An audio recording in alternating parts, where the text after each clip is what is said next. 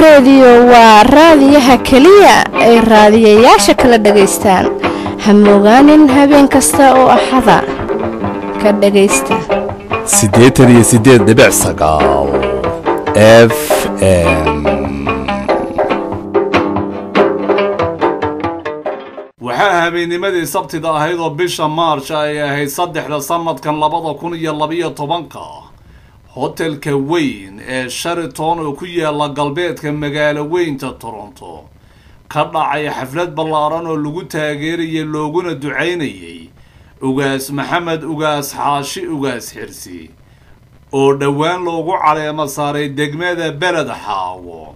ee gobolka Gada inuu noqdo ugaaska beesha Sade. xafladan ay ka soo qayb galeen dad aad u badan oo ka kala socday qaybaha kala duwan ee bulshada Toronto iyo noocyada kala duwan ee warbaahinta sida TV-yada, website-yada, idaacadaha. waxaa laga soo jeediyay hadallo qiimo badan oo isugu jiray taageero iyo duco loo soo jeediyay ugaas Maxamed.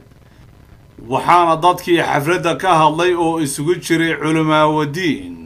odayaal iyo waxgarad rag iyo dumar balaha ay dhammaantood isla qireen in ugaaska oo horay uga tirsanaan jiray jaaliyadda Toronto oo u qalmo oo yahay shakhsi ka soo bixi kara xilka iyo mas'uuliyadda culus ee beeshiisu u garatay.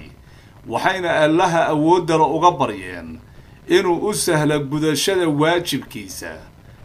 waxayna odayaashii iyo waxgaradkii xafladda ka hadlay isla qireen oo aad ugu nuuxnuuxsadeen wanaaggii iyo sharaftii ay ugaaska ku barteen muddadii uu reer Toronto ahaa, iyadoo uu ka mid ahaa odayaashii iyo waxgaradkii jaaliyadda ee sida weyn looga tixgeliyo oo loo qiimeeyo. wuxuuna mar walba u taagnaa oo si weyn uga qayb qaadan jiray barnaamijyada iyo howlaha jaaliyadda Soomaaliyeed ee Toronto, iyadoo xafladdaasi ay ku soo gabagabowday guul iyo farxad. haddii aan dib ugu noqdo xafladdii caleema saarka ugaaska ee dhammaadkii bishii February ee sanadkan 2012 ka dhacday degmada Beled Xaawo, waxaa ka soo qayb galay odayaal dhaqameedyada beelaha Soomaaliyeed oo dhan, waxgaradka iyo marti sharaf iyo mas'uuliyiin ka socday dowladda ku meel gaarka ah. waxaana guddiga qabanqaabada ee xafladda caleema saarka ugaasku ay sheegeen in odayaashii iyo waxgaradkii kale ee goobtaas ka hadlay ay dhammaantood muujiyeen taageerada iyo la shaqaynta ugaaska,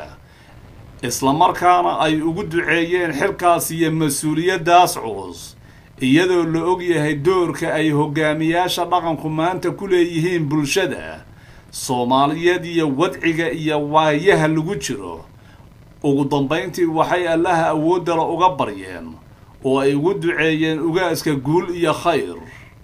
haddaba aan soo qaadano hadalladii laga soo jeediyay xafladdii taageerada ugaas Maxamed ugaas Xaashi ugaas Xirsi ee ka dhacday magaalada Toronto. من لو سحبا سحل اللي باتدا سحل من لو سحبا سحل هالسحل السحل هالسحل هالسحل ساجدو سوينو فيجبو ومالي مدودو من لو سحبا سحل اللي باتدا سحل من لو سحبا سحل هالسحل السحل هالسحل هالسحل ساجدو سوينو فيجبو ورسمك صدور.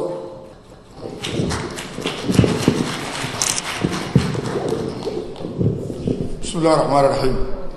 وسلامتين مجمع خير كقبة شرفتكم وقته. أنا جواجب واحد يقول لي هاي أنا نقاسك التهنئة لكن فرير يصوف ربع جرو التلفون بقول صعب. محمود جمعه. مركان نكاسا كايس كبيرية. حفلة ورش من الراس يقول السلام بويري وكيل بيغني كتير. مركز الصلاة في شو يشوف فينا يا مخور قاعد انت وحكا وجنا يا واسكت على كل باغين حصلنا إن شاء الله أولاً يبقى بها نواجه المكان وشة العادة وصوب لكن من الجور المسؤول هذه النواجه من دون هذه كان كسر يوم البيان هذا من هذا أولاً ما إنه كون سجل ليش لكن وعن إلهي ويديني يا وقاس محمد وقاس حسين وقاس حاشو وقاس حسين إلهي جاي رفض ذيه مهمة اللودي بي مهمة سورة أي نقطة تي أن ترسلوا كرديني تيسلوا كرديسة هي وحتر هي شرف هي صومال وحقبت كده وهي مقعية هذا اسم ماذا هذا وأنا بدي لكن سو كيسو سو جريم بوها يكوبجرو وعن كرجين يا ميشا وياش اسمرين إنه هو وسيط إذا قرأت وهذا ذكر شعب الفرمان وهذا فقد وينا بعد يقوم باليريا سيان وقاس وقوم باليريا ودعية خير باندي رجينيا وحنا جدا دتكو هدو اسكو حرية هاي اسكو قلبي هاي وميلو حقوة الجيدو وروح لا سوق لا كم وقتا لكن تفرقوا ما في عنا إلهي وقرآن كسوه حكويري واعتصموا بحبل الله ولا تفرقوا والحديث يا رسول الله صلى الله عليه وسلم مركا إلهي وقرآن وناسي خير المروح بيجي في الكيس ومدرك المروح صومالي ومن نجي وحكرا إلهي خيره بيجي شيء ما يو وعندك هذا ركش مجالي كوريان هو الصومالي ما يمودي الجيرة لكن ما تدخل مسؤوليتي وحقوق الله عليه الله فرضيه أن روح عن الله وكروح أنا يجي حاجة يروح للغة وكنتها يحصل ماشي ونفهم بقارنا خير ما له زيننا وقاس كروح تهريري وقاس خير وخير الله كتبه والسلام عليكم ورحمة الله وبركاته.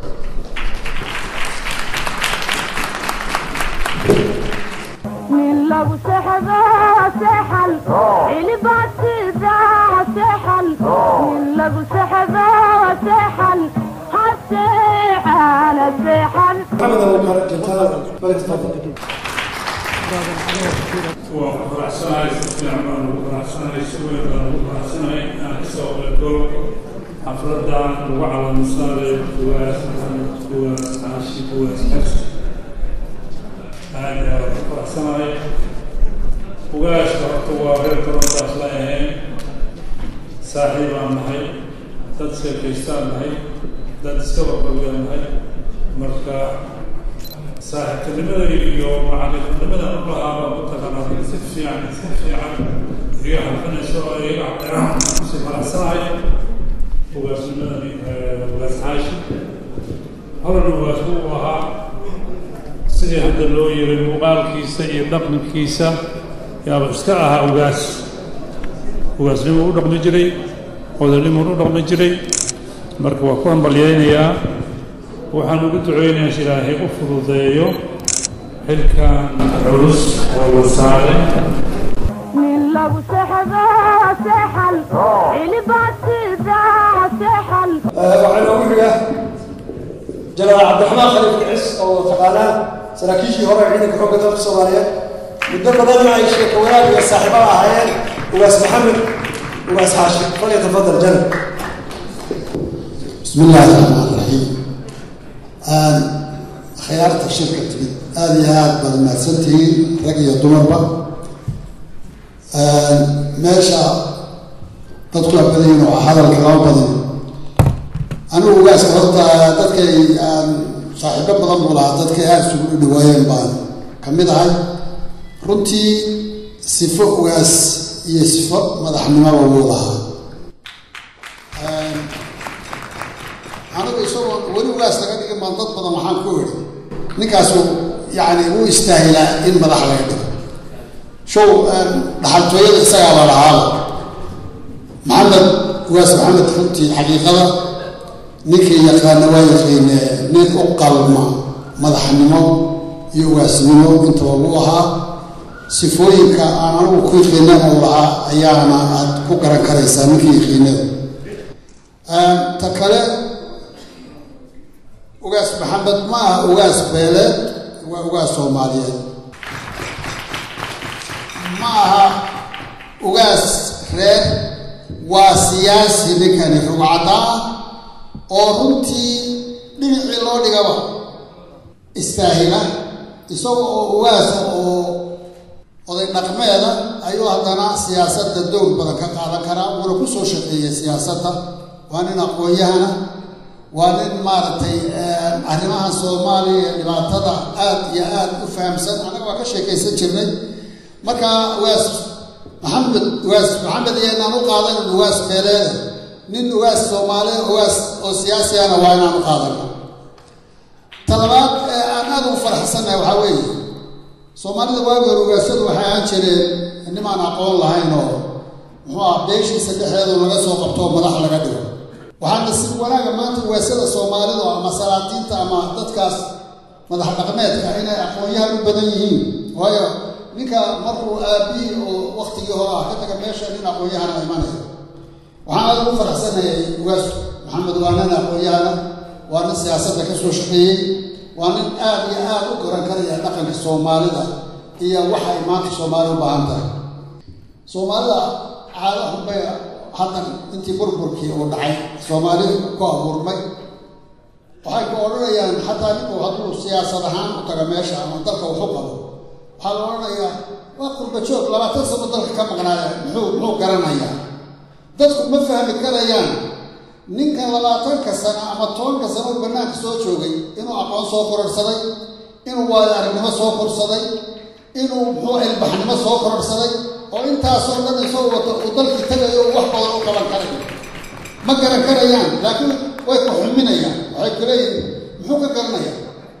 isla markaa nafteeda ninka halkan jooga dee dalkii xogaal buu yahay wuu ku xidhan yahay dadkiisi baa jooga eelkiisi baa jooga yacni waataan leenahay dadku ma fahmi karayaan gudaha ku jira in qofka bannaanka ka imanaya uu khibrad dheer iyo aqoon badan iyo ilbaxnimo badan iyaga uu dheeryahay oo wixii uu wax ugu qaban lahaa ay tahay taasi waxaan qabaa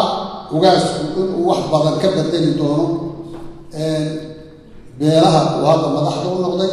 iyo arrinta siyaasadda soomaaliyeed ee nabadda ay ugu muhiimsan tahay inuu wax badan iyo wax badan ka qaban karayo waxaan ilaahay ugu ducaynaynaa inuu ilaahay hawshiisa u xilyaaleeyo muxuu ahaa dadka la shaqaynayaan in ay gacan iyo garab siiyaan dhammaanba soomaali ahaan waana hubaa 100% inuu waajibkiisa iyo xilkiisa si fiican uga soo bixi karo markii aqoonteeda iyo xirtadeeda uu leeyahay waxaa xafladda khadka telefonka uga soo qayb galay asagoo ku sugan Soomaaliya